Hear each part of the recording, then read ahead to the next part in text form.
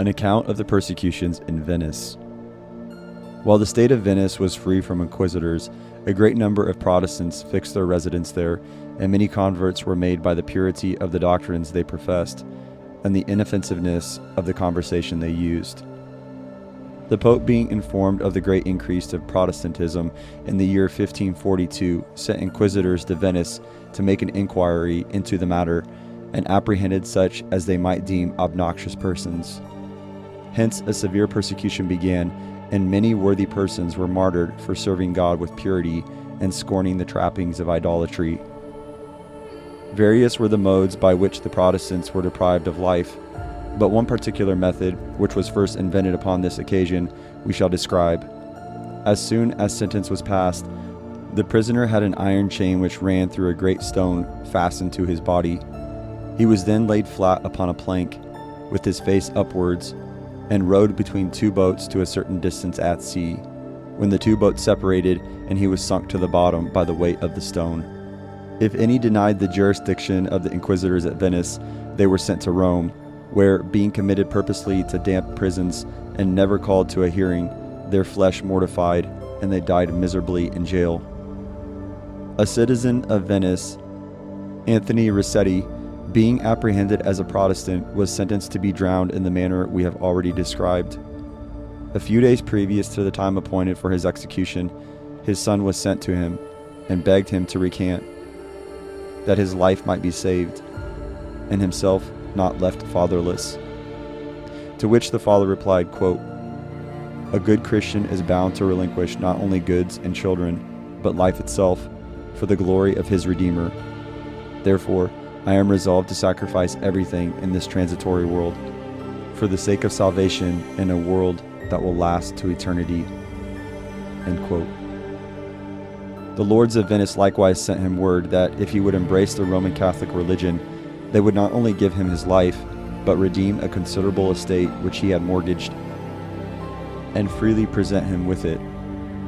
This, however, he absolutely refused to comply with, sending word to the nobles that he valued his soul beyond all other considerations, and being told that a fellow prisoner named Francis Sega had recanted, he answered, quote, "If he has forsaken God, I pity him, but I shall continue steadfast in my duty."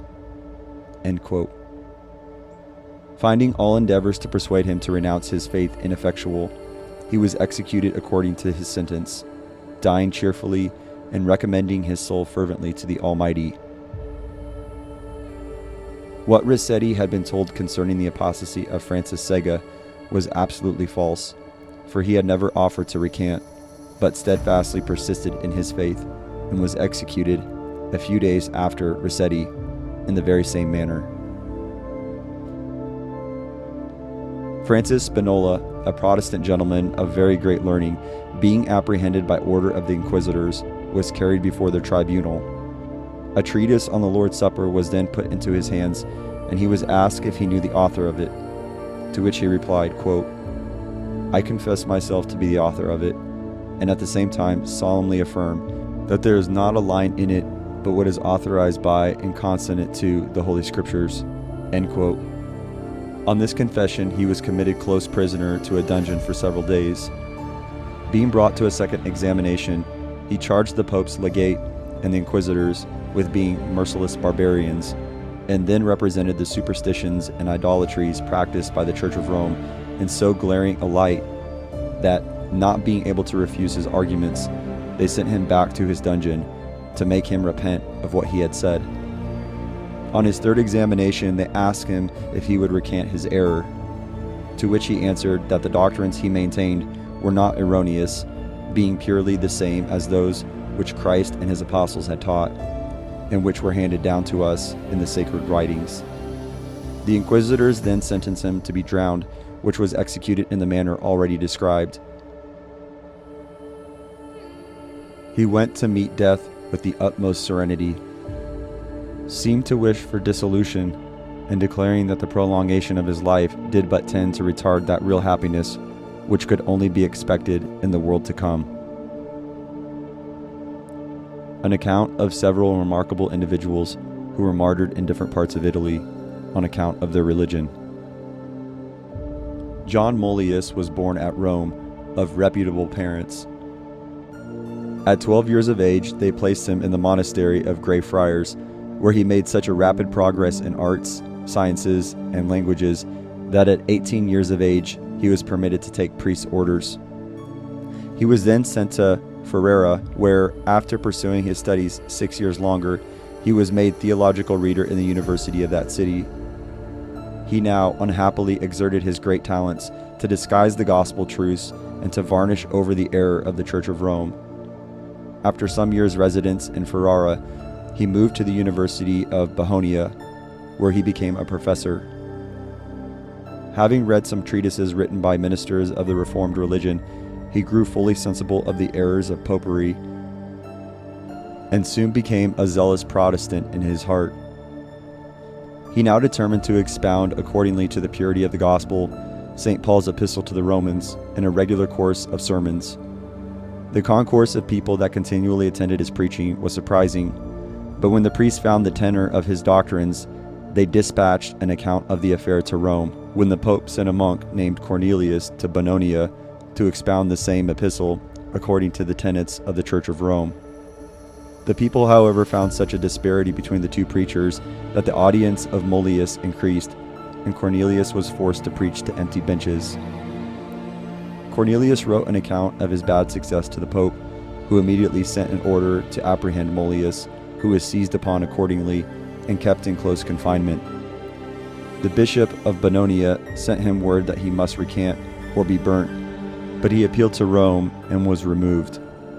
At Rome he begged to have a public trial, but that the Pope absolutely denied him, and commanded him to give an account of his opinions in writing, which he did under the following heads: Original Sin, Free Will, the Infallibility of the Church of Rome, the Infallibility of the Pope, Justification by Faith, Purgatory, Transubstantiation, Mass, Auricular Confession, Prayers for the Dead, the Host, Prayers for Saints, Going on Pilgrimages, Extreme Unction, Performing Services in an Unknown Tongue, etc.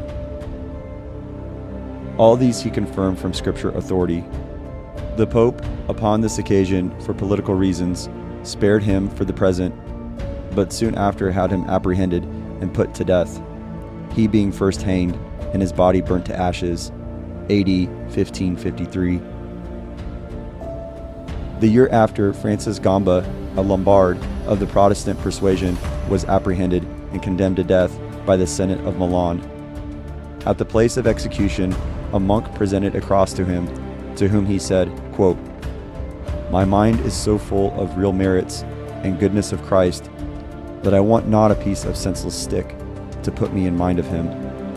End quote. For this expression, his tongue was bored through, and he was afterward burnt. AD 1555, Algerius, a student in the University of Padua and a man of great learning, having embraced the Reformed religion, did all he could to convert others. For these proceedings he was accused of heresy to the Pope, and being apprehended was committed to the prison at Venice. The Pope, being informed of Algerius' great learning and surprising natural abilities, thought it would be of infinite service to the Church of Rome if he could induce him to forsake the Protestant cause. He therefore sent for him to Rome and tried by the most profane promises to win him to his purpose. But finding his endeavors ineffectual, he ordered him to be burnt, which sentence was executed accordingly. AD 1559, John Aloysius, being sent from Geneva to preach in Calabria, was there apprehended as a Protestant, carried to Rome, and burnt by order of the Pope. And James Boevilius, for the same reason, was burnt at Messina. AD 1560, Pope Pius IV ordered all the Protestants to be severely persecuted throughout all the Italian states, when great numbers of every age, sex, and condition suffered martyrdom. Concerning the cruelties practiced upon this occasion, a learned and humane Roman Catholic thus spoke of them in a letter to a noble lord: "I cannot, my lord, forbear disclosing my sentiments with respect to the persecution now carrying on. I think it cruel and unnecessary, I tremble at the manner of putting to death, as it resembles more than the slaughter of calves and sheep, the execution of human beings. I will relate to your lordship a dreadful scene, of which I myself was an eyewitness. 70 Protestants were cooped up in one filthy dungeon together. The executioner went in among them, picked out one from among the rest, blindfolded him, led him out to an open place before the prison, and cut his throat with the greatest composure. He then calmly walked into the prison again, bloody as he was, and with the knife in his hand selected another, and dispatched him in the same manner. And this, my lord, he repeated until the whole number were put to death. I leave it to your lordship's feelings to judge of my sensations upon this occasion. My tears now wash the paper upon which I give you the recital. Another thing I must mention, the patience with which they met death. They seemed all resignation and piety, fervently praying to God and cheerfully encountering their fate. I cannot reflect without shuddering how the executioner held the bloody knife between his teeth. What a dreadful figure he appeared, all covered with blood, and with what unconcern he executed his barbarous office. A young Englishman who happened to be at Rome was one day passing by a church, when the procession of the host was just coming out. A bishop carried the host, which the young man perceiving, he snatched it from him, threw it upon the ground, and trampled it under his feet, crying out, quote, "Ye wretched idolaters, who neglect the true God, to adore a morsel of bread." End quote. This action so provoked the people that they would have torn him to pieces on the spot, but the priest persuaded them to let him abide by the sentence of the Pope. When the affair was presented to the Pope, he was so greatly exasperated that he offered the prisoner to be burnt immediately. But a cardinal dissuaded him from this hasty sentence, saying that it was better to punish him by slow degrees and to torture him, that they might find out if he had been instigated by any particular person to commit so atrocious an act. This being approved, he was tortured with the most exemplary severity, notwithstanding which they could only get these words from him, quote, "It was the will of God that I should do as I did." End quote. The Pope then passed this sentence upon him. 1. That he should be led by the executioner, naked to the middle, through the streets of Rome. 2. That he should wear the image of the devil upon his head. 3. That his breeches should be painted with the representation of flames. 4. That he should have his right hand cut off. 5. That after having been carried about thus in procession, he should be burnt. When he heard this sentence pronounced, he implored God to give him strength and fortitude to go through it. As he passed through the streets, he was greatly derided by the people, to whom he said some severe things respecting the Romish superstition. But a cardinal who attended the procession, overhearing him, ordered him to be gagged. When he came to the church door where he trampled on the host, the hangman cut off his right hand and fixed it on a pole. Then 2 tormentors with flaming torches scorched and burnt his flesh all the rest of the way. At the place of execution, he kissed the chains that were to bind him to the stake. A monk presenting the figure of a saint to him, he struck it aside, and then being chained to the stake, fire was put to the faggots, and he was soon burnt to ashes. A little after the last mentioned execution, a venerable old man who had long been a prisoner in the Inquisition was condemned to be burnt and brought out for execution. When he was fastened to the stake, a priest held a crucifix to him, on which he said, quote, "If you do not take the idol from my sight, you will constrain me to spit upon it." End quote. The priest rebuked him for this with great severity, but he bade him remember the first and second commandments and refrain from idolatry, as God himself had commanded. He was then gagged that he should not speak any more, and fire being put to the faggots, he suffered martyrdom in the flames. An account of the persecutions in the Marquisate of Saleuses. The Marquisate of Saleuses, on the south side of the valleys of Piedmont, was in AD 1561 principally inhabited by the Protestants, when the Marquis, who was proprietor of it, began a persecution against them at the instigation of the Pope.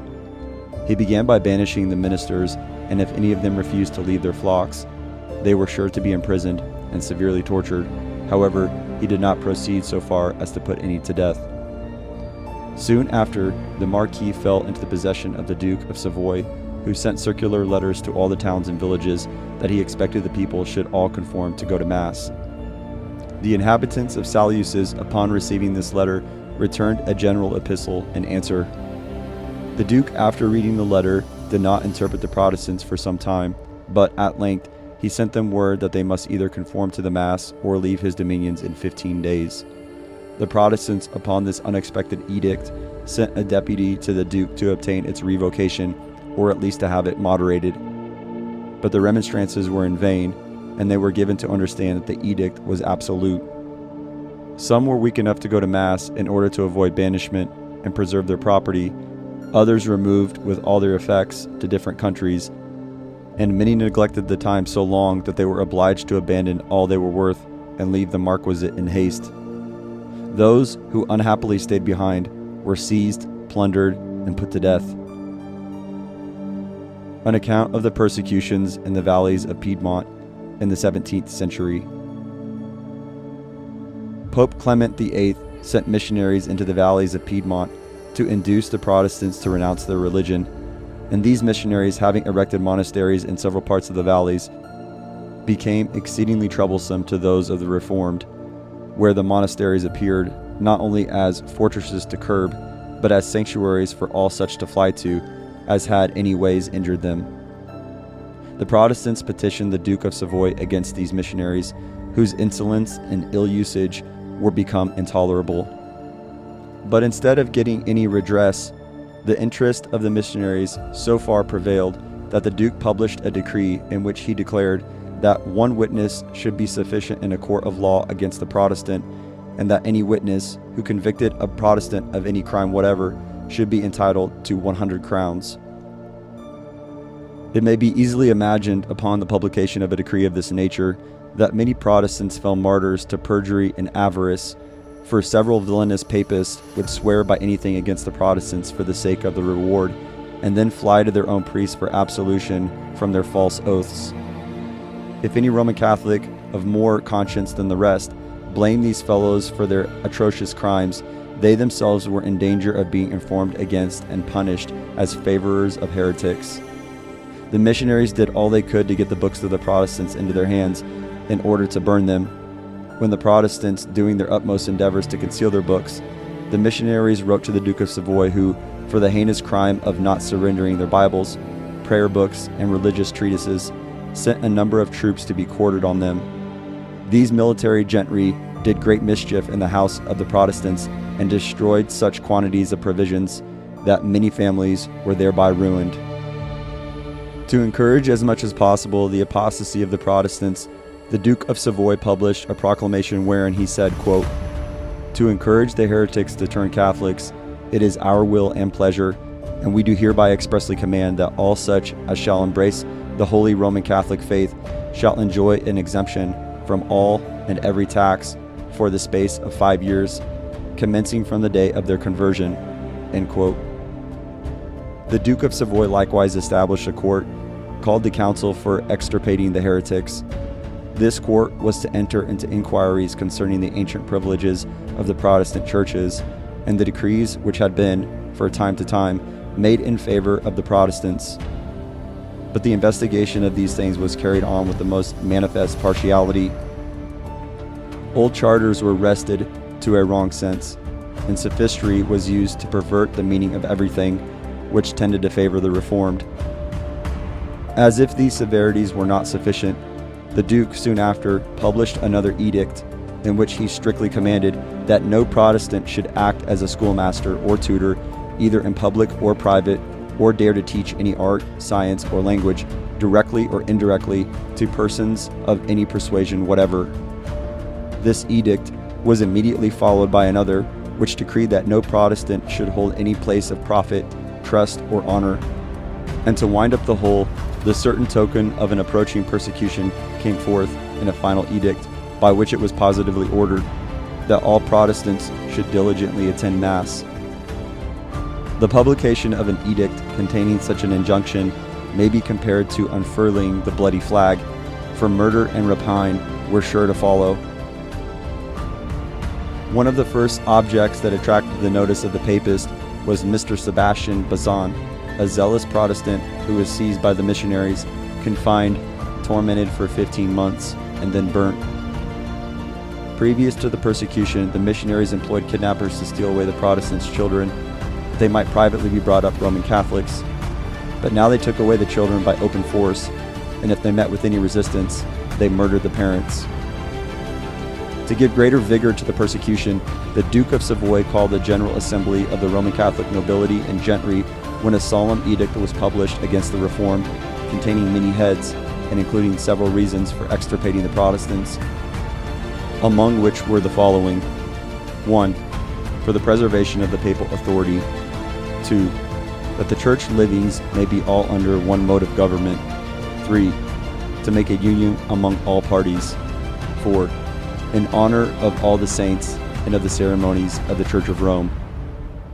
This severe edict was followed by a most cruel order published on January 25th, AD 1655, under the Duke's sanction by Andrew Gastaldo, Doctor of Civil Laws. This order set forth that every head of a family, with the individuals of that family, of the Reformed religion, of what rank, degree, or condition soever, none excepted inhabiting the possessing estates in Lucerne, St. Giovanni, Bibbiena, Campiglione, St. Secondo, Lucernetta, La Torre, Finelle, and Bricciariccio, and will be withdrawn of the said places and translated into the places and limits tolerated by His Highness during his pleasure, particularly Bobbio, Angrone, Villario, Roata, and the country of Bonetti. And all this to be done on pain of death and confiscation of house and goods, unless within the limited time they turned Roman Catholics. A flight with such speed in the midst of winter may be conceived as no agreeable task, especially in a country almost surrounded by mountains. The sudden order affected all, and things which would have been scarcely noticed at another time now appeared in the most conspicuous light. Women with children, or women just lain in, were not objects of pity on this order for sudden removal, for all were included in the command, and it unfortunately happened that the winter was remarkably severe and rigorous. The papists, however, drove the people from their habitations at the time appointed, without even suffering them to the sufficient clothes to cover them, and many perished in the mountains through the severity of the weather, or for want of food. Some, however, who remained behind after the decree was published, met with the severest treatment, being murdered by the popish inhabitants, or shot by the troops who were quartered in the valleys. A particular description of these cruelties is given in a letter written by a Protestant who was upon the spot, and who happily escaped the carnage. The army, says he, having got footing, became very numerous by the addition of a multitude of the neighboring popish inhabitants, who, finding we were the destined prey of the plunderers, fell upon us with an impetuous fury. Exclusive of the Duke of Savoy's troops and the popish inhabitants, there were several regiments of French auxiliaries, some companies belonging to the Irish brigades, and several bands formed of outlaws, smugglers, and prisoners who had been promised pardon and liberty in this world, and absolution in the next, for assisting to exterminate the Protestants from Piedmont. This armed multitude, being encouraged by the Roman Catholic bishops and monks, fell upon the Protestants in a most furious manner. Nothing now was to be seen but the face of horror and despair. Blood stained the floors of the houses, dead bodies bestrewed the streets, groans and cries were heard from all parts.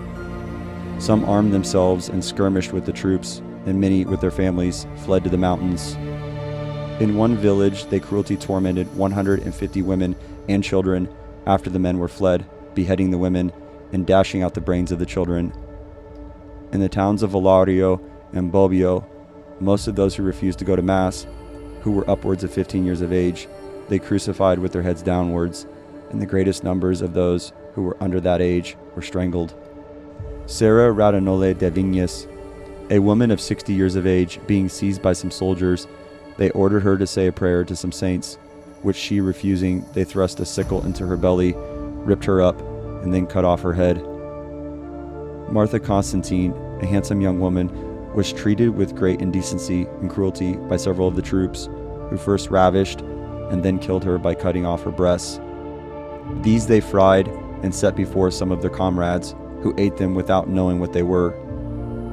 When they had done eating, the others told them what they had made a meal of, in consequence of which a quarrel ensued, swords were drawn, and a battle took place. Several were killed in the fray, the greater part of whom were those concerned in the horrid massacre of the woman, and who had practiced such an inhuman deception on their companions. Some of the soldiers seized a man of Thrasanere and ran the points of their swords through his ears and through his feet. They then tore off the nails of his fingers and toes with red-hot pincers, tied him to the tail of an ass, and dragged him about the streets. They finally fastened a cord around his head, which they twisted with a stick in so violent a manner as to wring it from his body. Peter Simons, a Protestant of about 80 years of age, was tied neck and heels and then thrown down a precipice. In the fall, the branch of a tree caught hold of the ropes that fastened him and suspended him in the midway, so that he languished for several days, and at length miserably perished of hunger. Issei Garcino, refusing to renounce his religion, was cut into small pieces, the soldiers in ridicule saying they had minced him. A woman named Armande had every limb separated from each other, and then their respective parts were hung upon a hedge. 2 old women were ripped open and then left in the fields upon the snow, where they perished, and a very old woman, who was deformed, had her nose and hands cut off, and was left to bleed to death in that manner. A great number of men, women, and children were flung from the rocks and dashed to pieces.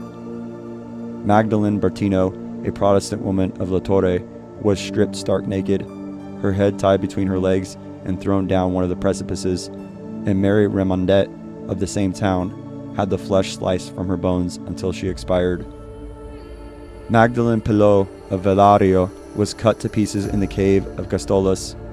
Anne Chabanais had one end of a stake thrust up her body, and the other being fixed in the ground, she was left in that manner to perish. And Jacob Perrin, the elder of the church of Velario, and David his brother, were flayed alive. An inhabitant of La Torre, named Giovanni Andrea Michelam, was apprehended with 4 of his children. 3 of them were hacked to pieces before him. The soldiers asking him at the death of every child if he would renounce his religion, this he constantly refused. One of the soldiers then took up the last and youngest by the legs, and putting the same question to the father, he replied as before, when the inhuman brute dashed out the child's brains. The father, however, at the same moment started from them and fled. The soldiers fired after him but missed, and he, by the swiftness of his heels, escaped and hid himself in the Alps.